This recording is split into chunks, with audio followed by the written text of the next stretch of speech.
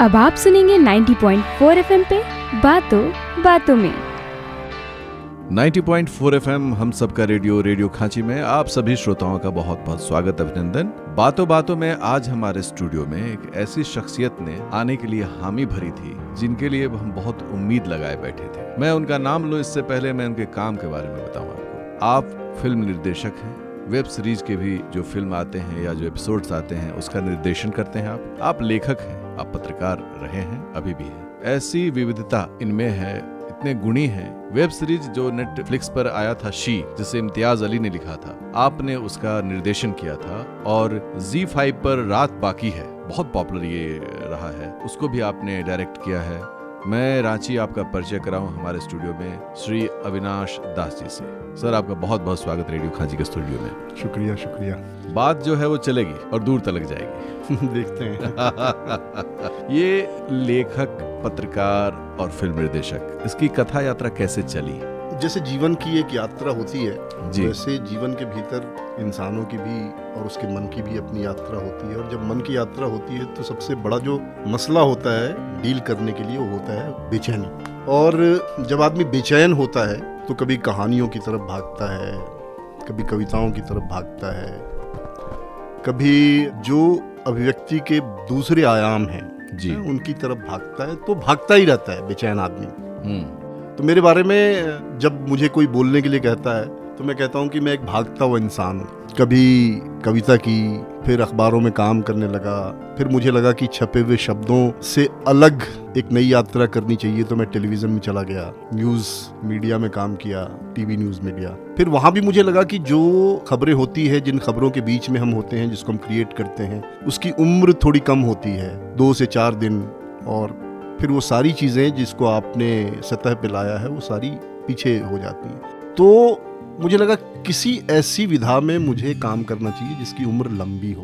बिल्कुल। और सिनेमा मुझे लगता है कि वो चीज़ थी, तो मैं सिनेमा की तरफ भाग गया। फिलहाल अभी तक वहीं हूँ। जी, बहुत आपने सही कहा कि मतलब गतिशील जीवन है और नए नए अनुभव जो है आपके जीवन में आते रहते हैं। तो आपने अपनी पढ़ाई लिखाई कहाँ से की अविनाश जी? सर, मैं यहाँ पे रांची में बरियातू हाई स्कूल, बरियातू में गवर्नमेंट हाई स्कूल से मैंने मैट्रिकुलेशन किया। उसके बाद फिर मैं दरभंगा चला गया, वहाँ कुंवर सिंह विश्वविद्यालय से मैंने इंटरमीडिएट किया और उसके बाद ग्रेजुएशन की डिग्री ली। लेकिन आप कह सकते हैं कि मैं पढ़ा लिखा इंसान नहीं हूँ, क्योंकि क्लासेस मैंने 10वीं तक ही की है। अच्छा। उसके बाद सिर्फ परीक्षाएं दी और डिग्री हासिल की। बाकी जीवन की पाठशाला में मेरा ज़्यादा पढ़ाई वगैरह हुआ। हाँ, ठीक तो है। जीवन की पाठशाला से बड़ी कोई पाठशाला होती है क्या? और जीवन जो पढ़ाता है वही टेक्स्ट इंसान के काम आता है। जी बिल्कुल। और इसलिए आज आप इतने सक्सेसफुल हैं क्योंकि आपने, भले हो सकता है कि आपने थोड़ी पढ़ाई स्कूल में आपने कम अटेंडेंस लगाए हो, लेकिन आपने कुछ ऐसी चीज़ों को सीखने में अपनी व्यस्तता को दिखाई है जिसका प्रतिफल आज पूरा समाज देख रहा है अच्छे रूपों में। ये डायरेक्टर बनने का तो आपने कहा कि लंबी कुछ मेमोरीज स्ट्रांग समय तक रहे तो आप करते हैं। क्या चुनौतियाँ थी एक डायरेक्टर के रूप में? सर, सबसे बड़ी चुनौती थी कि सिनेमा एक ऐसी विधा है जो सिर्फ आपकी बदौलत संभव नहीं होता। जैसे कविता आप लिखते हो तो कागज होता है आपके पास, कलम होती है और आप एक कविता लिख लेते हैं। सिनेमा बनाने के लिए आपको संसाधन चाहिए, क्योंकि बाजार की विधा है, जैसे चाहिए। तो सबसे पहली चुनौती तो ये है कि आप जिस कहानी को पर्दे पर उतारने का सपना देख रहे हैं, उस कहानी में कोई पैसे वाला विश्वास करे और आपके सपने को ओन करे। सही है। तो सबसे बड़ी चुनौती तो प्रोड्यूसर ढूंढने की थी, और इस काम में मेरी बहुत लोगों ने मदद की। और उसमें सबसे पहले मैं अगर किसी का नाम लेना चाहता हूँ तो मनोज वाजपेयी हैं, जो कि मेरे बहुत पुराने दोस्त पत्रकारिता के दिनों से थे। और वो चाहते थे शिद्दत से कि मैं फिल्मों में आऊँ, क्योंकि उनके साथ जो मेरी बदकहियाँ होती थी जी, उनको लगता था कि मुझ में वो चीज़ है कि मैं कर सकता हूँ। तो उन्होंने मुझे प्रोड्यूसर भी दिलवाया, उन्होंने एक्टर्स वगैरह सबसे भी मिलवाया। उसके अलावा बहुत सारे और भी दोस्त थे जिन्होंने मेरी उस चुनौती को कम करने में मदद की, जिसमें अनुराग कश्यप थे, अनुभव सिन्हा थे और एक फिल्म पत्रकार अजय ब्रह्मात्मज। तो इन सब लोगों की बदौलत मेरी चुनौतियाँ रिड्यूस हो गई। हालांकि चुनौती किसी भी फिल्म को बनाने में बड़ी होती है। बिल्कुल। तो दोस्त तो होते ही इस काम के लिए। हाँ, दोस्त किस काम के लिए होते हैं? जो आपकी चुनौतियों को अपनी चुनौती मानकर और वो काम करे, यही तो दोस्त होते हैं। और सही है। और वो भी इतने अनुभवी मनोज वाजपेयी जी, क्या कहें, फिल्म इंडस्ट्री में वो एक हस्ताक्षर है। तो जब ऐसे लोग सच्चे दिल से किसी को मदद करेंगे तो ऑब्वियसली वह अविनाश दास सक्सेसफुल तो होगा ही। हालांकि मुझे लगता है सर कि कामयाबी या सफलता एक भ्रम है। जो दूसरों को कामयाबी लग सकती है किसी आदमी की, उस आदमी के लिए वो सिर्फ एक मामूली पड़ाव की तरह हो सकता है। बिल्कुल। तो कामयाबी एक पड़ाव की तरह ही है, और कहते भी कि सफलता मिलता है तो फिर इंसान अगले कदम की ओर बढ़ाता है, और फिर वही चुनौतियां शुरू होती हैं। जी बिल्कुल। कहाँ हजारों साल से इंसानों ने पढ़ाई की बचपन में, तो कहाँ हमारे बच्चे जो थे पढ़े लिखे पैदा होते हैं, उनको भी उतनी चुनौतियां शामिल करनी पड़ती है। जिंदगी हर कदम एक नई जंग है। जी। तो अब ये है कि जैसे आपने एक वेब सीरीज बनाया नेटफ्लिक्स के लिए, वो शी, उसके स्टोरी के बारे में बताइए। क्या आपको उसमें ऐसी खास बातें थी जो लगा कि दर्शकों को छू गया है? सर, एक तो सामान्य के असामान्य होने की कहानी है वो। जी। बेसिकली मेरी फिल्म अनारकली ऑफ आरा, जो कि मेरी पहली फिल्म थी स्वरा भास्कर के साथ, तो इम्तियाज़ अली ने वो फिल्म देखी और मुझे बुलाया और कहा कि यार मैंने एक कहानी लिखी है और मैं चाहता हूँ कि तुम और आरिफ, जो कि उनके छोटे भाई हैं, मिलके इसको डायरेक्ट करो। तो मेरे लिए सबसे बड़ी बात तो ये थी कि भाई जिसने अभी अभी कदम रखा है, और इम्तियाज़ अली जो कि इतने बड़े डायरेक्टर हैं, राइटर हैं, उन्होंने मुझे अपनी कहानी को कहने के लिए चुना पर्दे पर। बिल्कुल। तो मेरे लिए तो सबसे बड़ा आकर्षण वो था। दूसरा आकर्षण, जब मैंने कहानी पढ़ी तो मुझे लगा कि जिन चीज़ों में, जिन मूल्यों में और जिस वे ऑफ लाइफ में मेरा अपना भरोसा है, उसको वो कहानी जो है एक तरह से रिफ्लेक्ट करती थी। और मुझे अभी भी लगता है कि किसी भी सामान्य मनुष्य में बहुत सारी क्षमताएं होती हैं, और जो कि परिस्थितियों के हिसाब से वो एक्सप्लोर होती हैं उनके अपने ही जीवन में। तो शी एक ऐसी मामूली कांस्टेबल, पुलिस कांस्टेबल लड़की की कहानी है जो अपनी सेक्सुअलिटी को लेकर के बहुत, आप समझिए कि बहुत कंजूस रही या अनजान रही, और एक बड़े ऑपरेशन की यात्रा में कैसे उसने उसको एक्सप्लोर किया, कैसे उसने समझा और फिर उस ऑपरेशन को सफल करने के लिए इस्तेमाल किया। वो कहानी थी जो कि मुझे लगा कि एक बड़े कैनवास की चीज़ है। जी बिल्कुल, बहुत ही एक्सपेरिमेंटल है ये, निश्चित रूप से। और अविनाश जी, अनारकली ऑफ आरा तो मतलब इट वाज वेरी पॉपुलर, और काफ़ी खबरें थी, काफ़ी वो फिल्म को भी सराहा गया, लोगों ने बढ़ चढ़ कर देखा, और जो कि नाम भी, टाइटल भी बहुत खूबसूरत था, अनारकली ऑफ आरा। तो आरा जिला घर बा तो कौन बात का डर बा। हमारी फिल्म में डायलॉग भी है, सरा बोलती है। तो एक निर्देशक को किस बात का डर होता है? एक निर्देशक को सबसे बड़ा डर ये होता है कि जो सोच करके आप अपनी कहानी को रंग दे रहे हैं, ठीक उसी रंग में वो समझा जाए।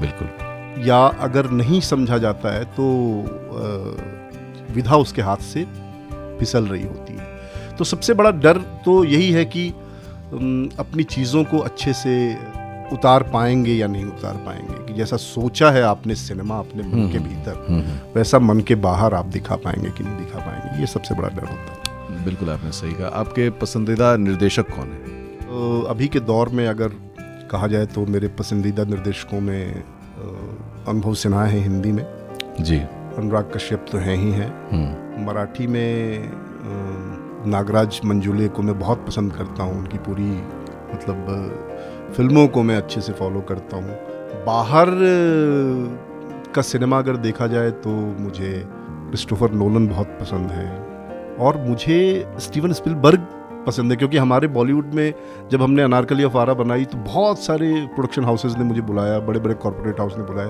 कि मुझे इसी जॉनर की एक और कहानी जो है वो चाहिए। मैंने कहा कि ये अगर यही कहानी स्टीवन स्पिलबर्ग ने बनाई होती तो क्या आप उनसे ये कहानी कहने का साहस कर पाते, क्योंकि उनने अलग अलग जॉनरा की फिल्में बनाई, इंडियाना जोन्स बनाई, शिंडलर्स लिस्ट बनाई, जुरासिक सीरीज की मतलब स्टोरी बनाई, द पोस्ट बनाई। तो हमारे यहाँ बॉलीवुड में मतलब डायरेक्टर जो है उसको जॉनरा में फिक्स कर दिया जाता है, लेकिन उस जॉनरा को तोड़ करके जो तरह तरह के काम करते हैं, ऐसे डायरेक्टर्स मुझे पसंद हैं। मलयालम में मतलब बहुत सारी फिल्में, कुमलांगी नाइट्स वगैरह, इसके डायरेक्टर्स मुझे, पारंजीत तमिल तेलुगु में मुझे बहुत पसंद है। तो ये बड़ी लंबी फहरिस्त है, क्योंकि मुझे लगता है कि मैं जैसा होने की कामना रखता हूँ वो सारे डायरेक्टर्स मुझे पसंद हैं। मतलब कि बगीचे के अलग अलग पौधों से अलग अलग फूल को आपने समेटने की कोशिश की है। बहुत अच्छी बात है। और अब ये बताइए कि जैसे पसंदीदा एक्टर्स भी आपके होंगे, एक्टर एक्ट्रेसेस, बिल्कुल, और जिनके लिए आप बिल्कुल, प्लान भी कर रहे होंगे कि उनको आप डायरेक्ट करें कभी। देखिए, मेरे जो सबसे करीबी अभिनेता रहे हैं, जिनके साथ मैं काम करना चाहता रहा हूँ और जिन्होंने वादा भी किया था मुझसे कि मैं आपके साथ काम करूँगा, वो अब इस दुनिया में नहीं है, इरफान। अच्छा।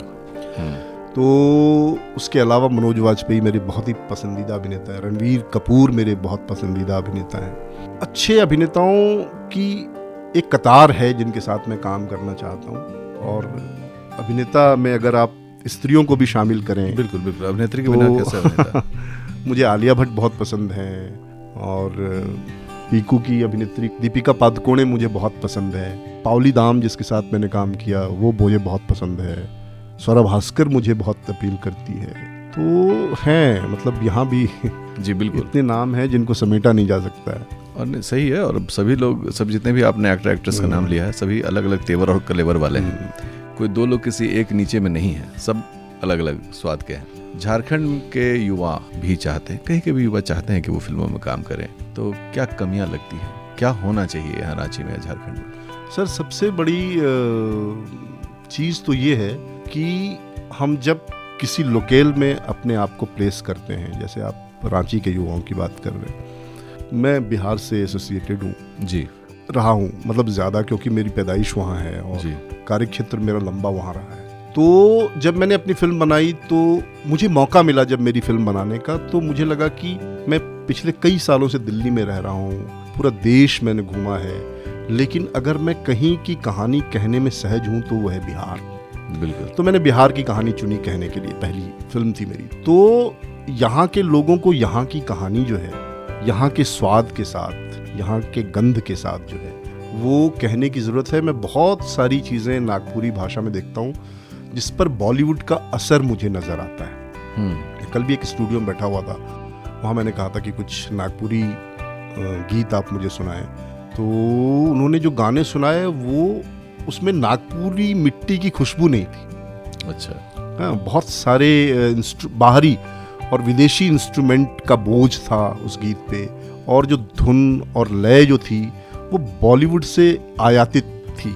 जबकि यहाँ इतनी, मतलब यहाँ खजाना है, जैसे यहाँ ज़मीन के भीतर खजाना है, वैसे यहाँ की प्रकृति, यहाँ की संस्कृति, यहाँ की हवाओं में बहुत सारा खजाना है।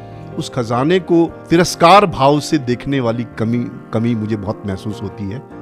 हाल ही में मैंने एक फिल्म देखी, दहलीज। हाँ। मुझे अच्छा लगा कि इन लोगों ने जो है वो भाषा को लेकर के वो रवैया नहीं अपनाया जो इससे पहले बहुत सारे फिल्मकार अपनाते रहे। बिल्कुल, तो ये अच्छी बात भी है। और ये है ना कि अविनाश जी की जो फाइनल एंड में एक बात होती है ना कि वो होता है पैसा, क्योंकि जो लगाता है वो सोचता है कम से कम लागत तो निकले ही। और जब कोई बहुत प्रयोग धर्मिता नहीं हो, जैसे नागपुरी कह रहे हैं, तो बहुत प्रयोग नहीं हो, बहुत पता नहीं कोई क्या रिस्क है मेरा, तो सामान्यतः लोग नेगेटिव ही सोचते हैं। लेकिन आपने दहलीज को देखा भी है, दहलीज के बारे में हम जानना भी चाहेंगे कि आपको कैसा लगा दहलीज के। सभी हमारे इसी रांची कॉलेज, मतलब DSPMU के विद्यार्थी रहे हैं, और सभी मुझे तो ऐसा लगा सर कि मेरी जुबान पे वो गाना अभी भी, मुर्गा नी पाले मछली नी पाले ने ने ने ने ने ने ने। तो ये जो है ना, आपके जो शरीर के तंतु हैं उसमें अगर कोई चीज़ रह जाती है किसी फिल्म को देखने के बाद, तो इसका मतलब है उस फिल्म ने वर्क किया है, अपना काम किया है जी।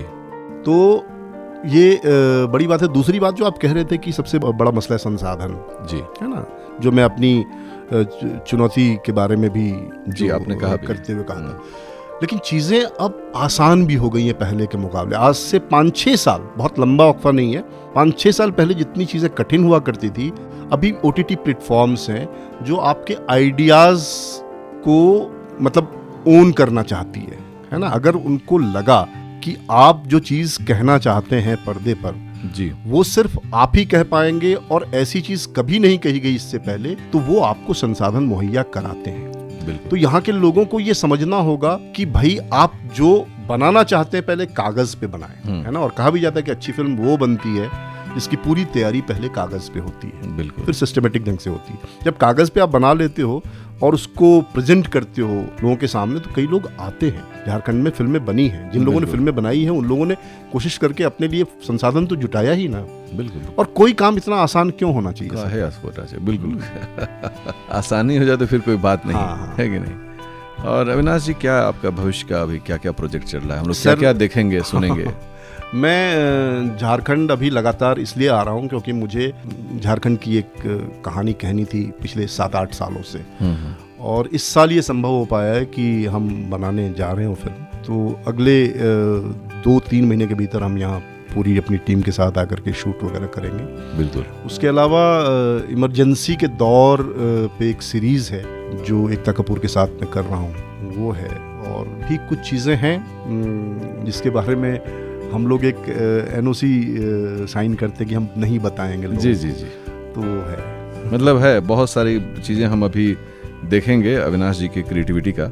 और जैसे कि इन्होंने अनारकली अफारा हो, चाहे नेटफ्लिक्स पर शी हो या फिर जी भाई पर रात बाकी हो, इसका स्वाद हमें दिया है। और हम लोग स्वाद के मामले में थोड़े से लालची हैं, और वो भी खास तौर पर जब वो स्वाद आंखों के थ्रू आए, देखने में आए। तो इस स्वाद को हम लोग बरकरार रखना चाहेंगे। और अविनाश जी, आपका बहुत धन्यवाद करना चाहेंगे कि आपने इतना अपना कीमती समय में से थोड़ा सा वक्त रांची के लिए भी, रेडियो खांची के लिए भी निकाला है। और मैं उम्मीद करता हूं धन्यवाद सर, क्योंकि आपने मुझे बुलाया रेडियो खांची में बात करने के लिए, और ये नाम ही मुझे बड़ा मतलब ध्वन्यात्मक लगता है, खांची। मैंने पूछा भी, जो कि मेरे जहन में कहीं था भी, विस्मृत हो चुका था। तो लोगों ने मुझे बताया कि टोकरी जी इसका मतलब होता है गोद में बच्चा, पीठ पे खांची, देखो समझो आ गए रांची। तो मैं खुद ही बड़ा गौरव महसूस कर रहा हूँ कि मुझे आपके साथ बात करने का मौका मिला। सर, हम लोग को बहुत ऑनर फील हो रहा है कि रेडियो खांची के स्टूडियो में आप आए और आपने लगभग हर विषयों पर बात की, और साथ में खासतौर पर जो रांची झारखंड के युवा हैं जिनको की फिल्म और वेब सीरीज में काम करने की इच्छा है, उनके लिए क्या रास्ते हो सकते हैं, उस पर भी आपने उनका ध्यान रखा है। तो मैं बहुत उम्मीद करता हूं कि आपकी जो अगली फिल्म की आप तैयारी कर रहे हैं, जिसकी शूटिंग आप इधर करेंगे, उस दरमियान में भी कुछ बातें होंगी आपके और आपके एक्टर्स के साथ। और जब भी आप रांची आए तो निश्चित रूप से रेडियो खांची जरूर आए, क्योंकि हमारा टैगलाइन ही है हम सबका रेडियो। बिल्कुल बिल्कुल, हम सबका रेडियो। तो श्रोताओं, अभी तो चूंकि समय एक लिमिटेड रहता है तो हमें तो बांधना पड़ता नहीं, तो बातों की ऐसी लड़ी चल पड़ी थी कि उस लड़ी के साथ बहते हुए जा रहे थे। तो अभी श्री अविनाश दास जी हमारे स्टूडियो में, इन्होंने बहुत ही शानदार हम लोग साथ बातचीत किया है, जो कि फिल्म निर्देशक हैं, लेखक हैं, पत्रकार हैं। तो एक बार फिर रेडियो खांची की तरफ से और सभी श्रोताओं की तरफ से आपको बहुत बहुत धन्यवाद। Thank you sir. अभी आप सुन रहे थे बातों बातों में। हम फिर मिलेंगे आपसे अगले एपिसोड में एक नए चेहरे और ढेर सारी बातों के साथ, ओनली ऑन 90.4 FM, हम सबका रेडियो।